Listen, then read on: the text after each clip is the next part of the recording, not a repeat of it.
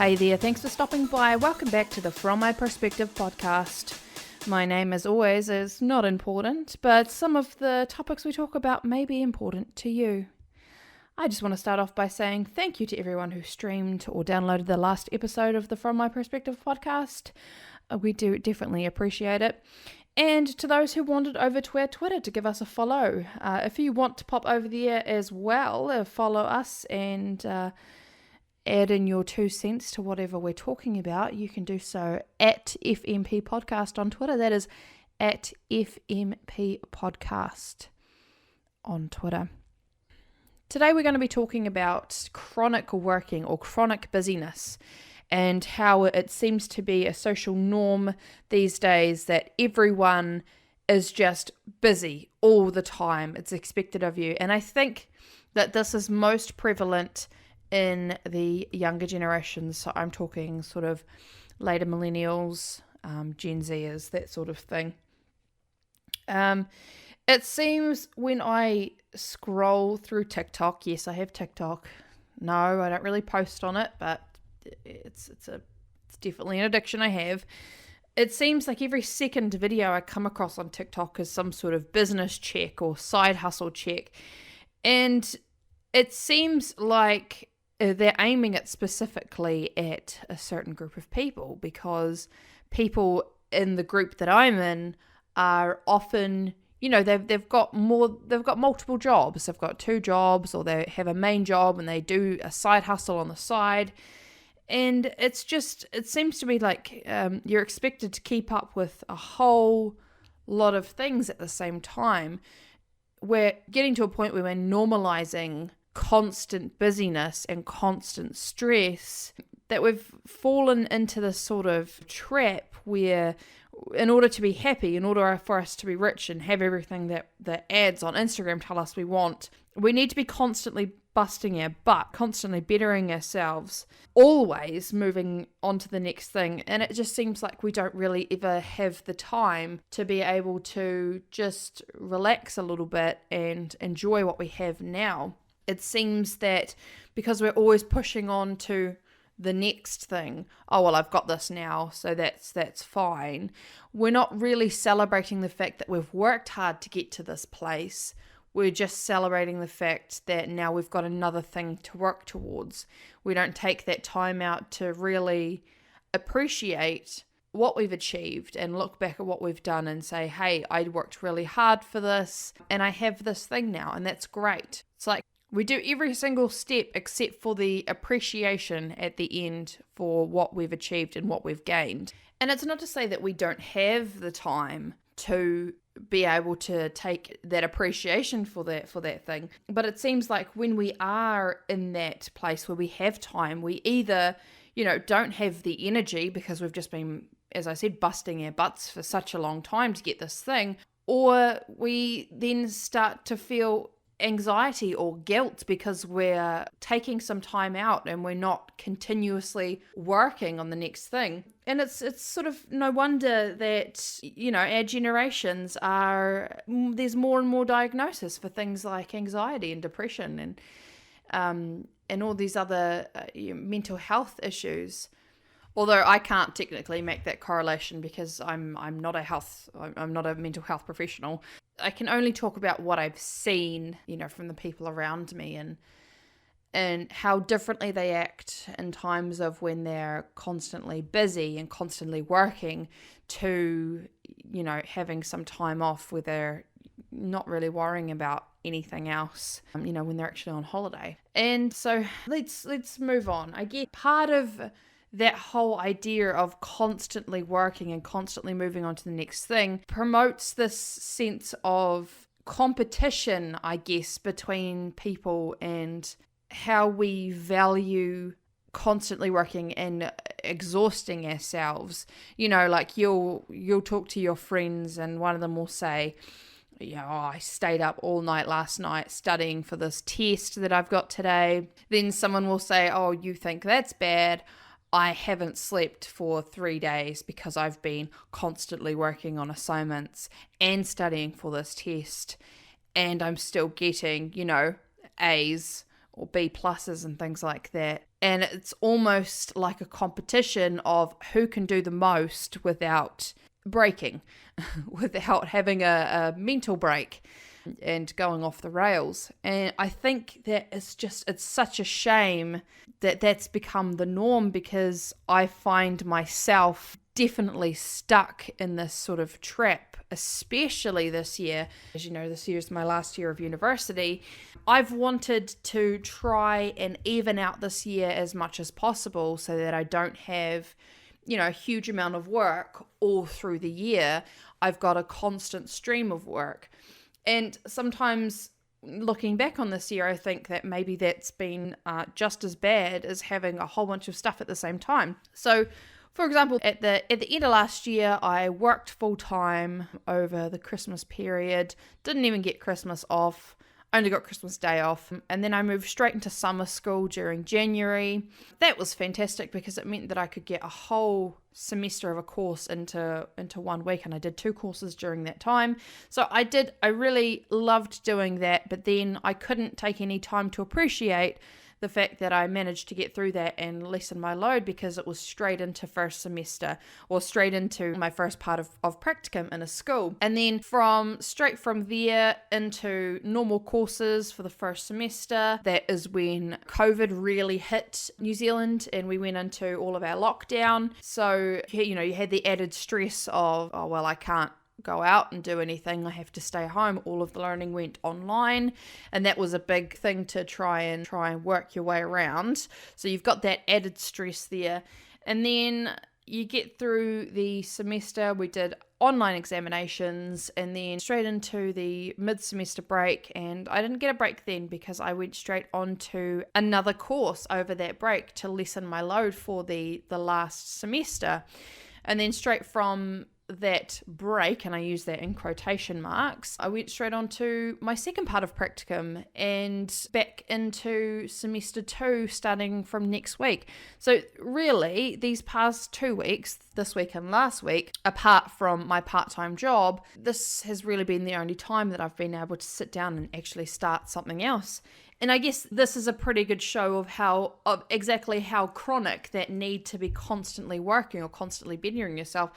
Because my first thought when it came to actually having some time off wasn't, oh, that's cool, I'm just going to sit down and watch Netflix, or I'm just going to do nothing or play games or just be. And I decided that, no, actually this is a great time to start learning how to play guitar. This is a great time to start learning how to create a podcast and putting out a podcast. So it's a chronic thing that I definitely see within myself, but I definitely see it within other people as well. As much as I feel like I've had a busy year, I still see people from my degree, other people, and then, and other aspects of my life, whether that be at my job or whatever, where I see these people and they're doing very, very similar workloads to myself, but they also have children, or they also have to look after their parents or their grandparents because they're not well. I just sort of sit back because I feel like I've burnt myself into the ground or run myself into the ground, and I just look at these people who are doing what I'm doing and more and just think, how? And it's not a case of, oh, that's unhealthy, I don't like the look of that. It's a kind of a look of adoration. Where I look at them and say, wow, man, I wish I had that energy. I wish I could be that person. And it's almost, it's in a sick way, I guess. It's almost like a striving for more work, to be more exhausted, just for that feeling that I am being more productive, even if I'm not, even if there's no real output. It's just that idea of being busy to make it seem like I am doing more to better myself and to, further my career or further my personal development. I think part of what is to blame for this rise in chronic working is things like Instagram, and maybe not so much Facebook, sometimes Facebook, I guess, but the social media platforms where you see these all these beautiful people, and they've got this amazing life, and it just seems so carefree. Like those pictures, every bloody 3 pictures of a very tanned, beautiful woman on a boat somewhere in Mykonos or somewhere like that. And it starts to make you think, oh God, I wish I had that sort of life. I wish I didn't have to be constantly working.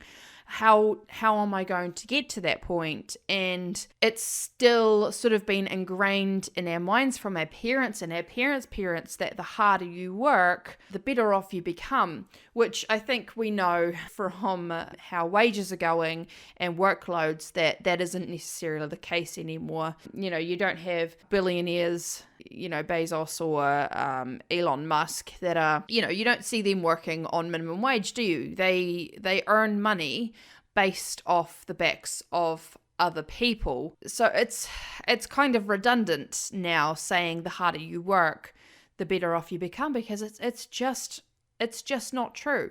It seems the more you exploit other people, the more you exploit the system or game the system around you, the better off you become. And it's become because that idea of working harder makes you better off is still heavily ingrained in our society's mind, that now we've just got generations of people working themselves absolutely into the ground, burning the candle at both ends just to make ends meet, just to make the sort of minimum, just to be able to make rent payments and pay their bills.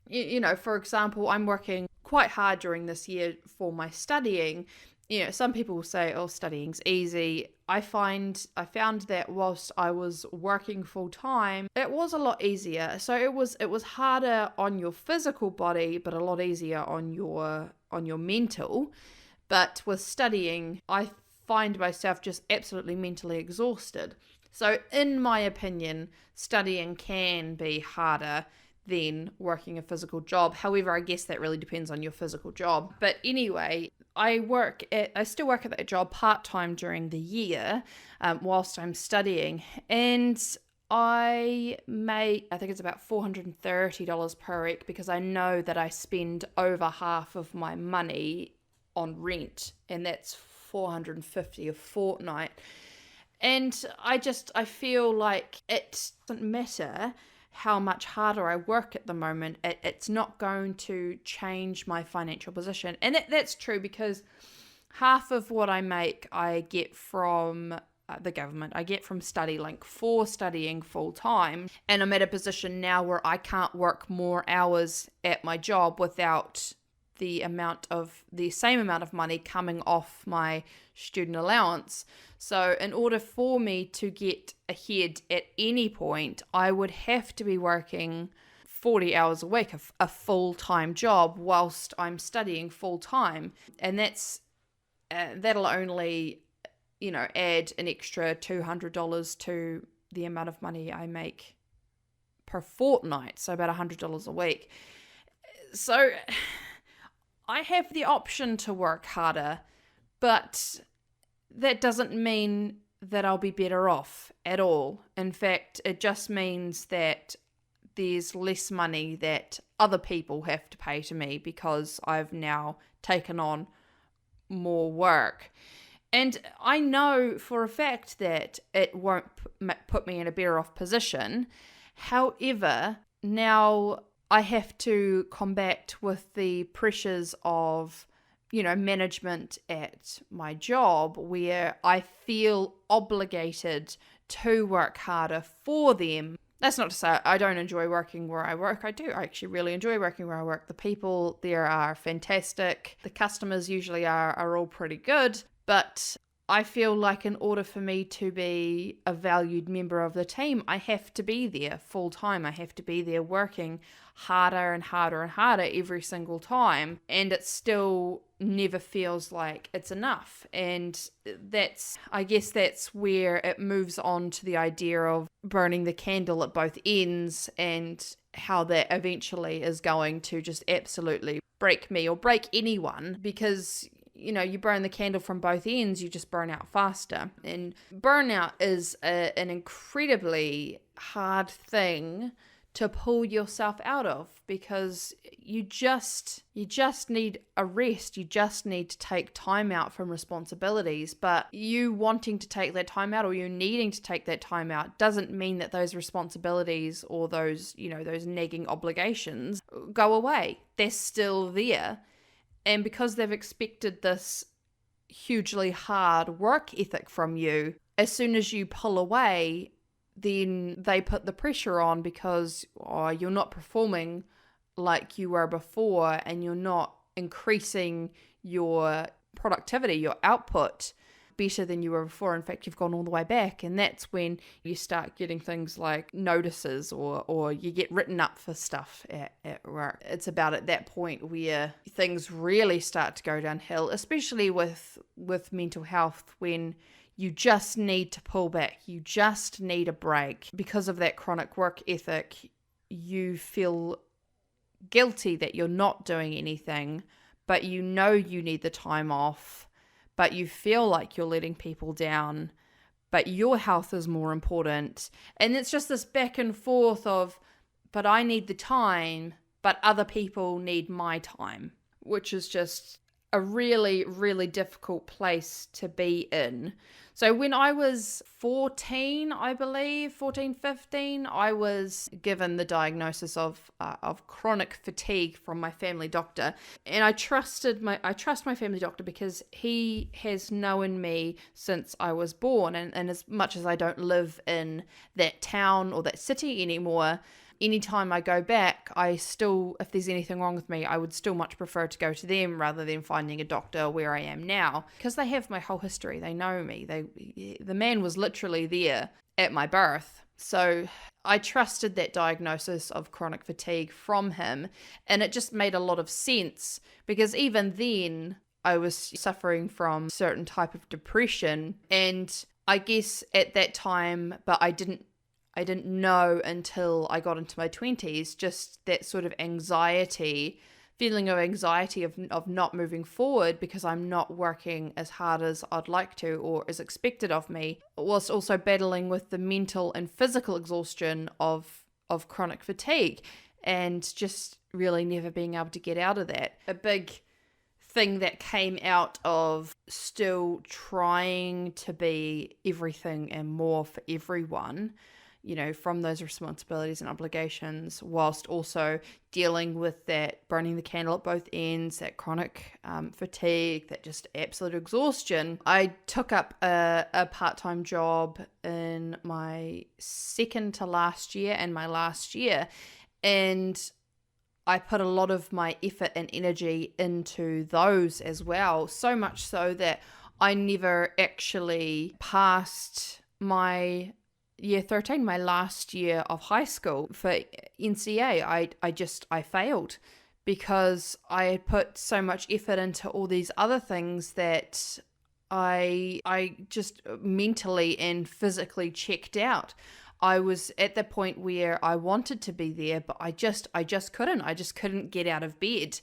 I would try for, an hour to just get up and get out of bed, and I couldn't, because I had just exhausted myself so much that it didn't matter. It didn't matter anymore what I wanted. It didn't matter what other people wanted from me. It was just my mind and my body said, nah, that's it. You need to stay put. You need to heal. And I think I see that was pretty rare as a teenager that really happened. But, in my 20s now, I definitely see that sort of thing more in other people, just that constant, I'm tired.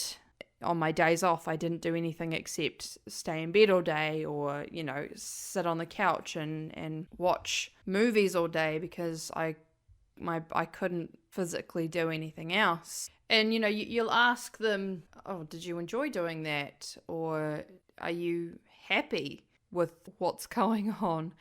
And they might say yes, but they'll say it so unconvincingly that it's obvious that in their pursuit of happiness, that, that extra working and extra side hustle, that they're not actually enjoying what they're doing. They're not enjoying the outcome of what they're doing. So that pursuit of happiness is never outputs anything that's happy. And then there'll be the people that say, oh, but the pursuit of happiness is the happiness. It's the pursuit that's the best part. But if you're finding that happiness only in the pursuit, then you're going to run into that chronic busyness cycle, that you get lost in it because, oh, I'm happy. I know I'm happy because I'm working towards something else. I'm working towards the next thing. That you sort of forget that, well, that's actually not making me happy, because all that's doing is adding stress to my life. All that's doing is creating a cycle of work, exhaustion, recover, repeat, and you never ever get time to yourself to actually appreciate what you have, what you've achieved, because you're too busy recovering from working that hard. So, yeah, I think the main takeaway from this episode today is that I know you may feel pressure to always be looking ahead, to always be looking at the next thing, but just take 5 or 10 minutes out of each day just to look around you, to look at what you have, to look at how far you've come, and practice that gratefulness for what you have and what you have achieved. Because it's okay to work hard in order to achieve something you want to achieve, but if you're just constantly working hard to move on to the next thing, then you're never going to find happiness. You're always going to be searching for it. You're always going to be working hard for it, but you'll never get it. So just take the time. Stop for a second.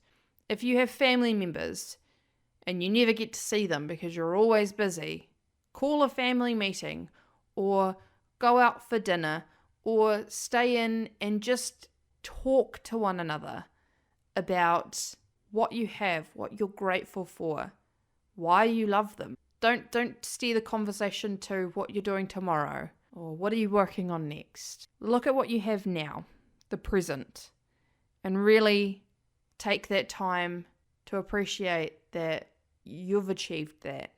You've made that happen for yourself, and that you're so very capable of doing so many things. And then you can move on. Then you can move on to your next thing. But I would highly recommend that if you move on to your next thing, that you move towards something that you know you'll actually appreciate, that you'll actually enjoy. Don't just continue working hard because you want the newest iPhone, because you think that it'll make other people like you more, or it'll put you in a higher status. Yeah, absolutely. If you actually want it because you want it, then what you work for it. You go get it, and you appreciate how much work you've put into actually achieving to get what you've wanted to get. Not just, cool, I've got it now, and then move on to the next thing. So that's about where I'm going to stop it for today. I realise this episode has been slightly shorter than the others, but my brain is just not with it today. So I do hope that you enjoyed today's episode. As always, if you agree or you disagree, or if you disagree heavily and you want to tell me that you disagree heavily, you are absolutely welcome to do that. You can pop over to our Twitter page, which is at FMP Podcast. That is at FMP Podcast on Twitter. Drop us a line, send us a direct message, post onto the page, tell me what you think, add your 2 cents in, and hopefully from next week onwards, I would actually like to add some people's opinions on the previous episode. So I do really look forward to that. I do try and engage with as many people as I possibly can on that page, so if you send me a message, you'll more likely get one back. But apart from that, I do hope you have a fantastic day, that your week is filled with joy, and as I said, you do take some time out to appreciate what you have. Apart from that, I am going to go and upload this and relax for a little bit. Have a fantastic day. Once again, you have been listening to the From My Perspective podcast. Thank you so much for stopping by. See you later.